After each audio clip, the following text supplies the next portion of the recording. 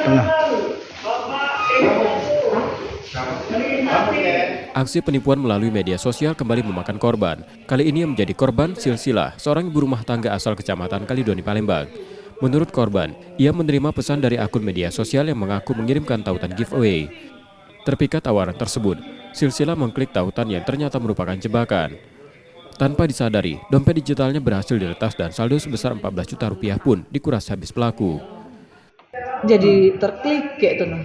Disuruh beli apa ceh awalnya? Pilih ini produk skincare, Oh, dilanjutin di WA. di TikTok langsung lanjut di WA. Nah di situ kayak diarah ke ceh. Ya, diarahin bayar dulu barangnya, isi data untuk pengiriman barang. Berapa disuruh bayar? 200 ribuan. 200. Itu awalnya. Nah pas kita ketahuan bisa ditipu itu?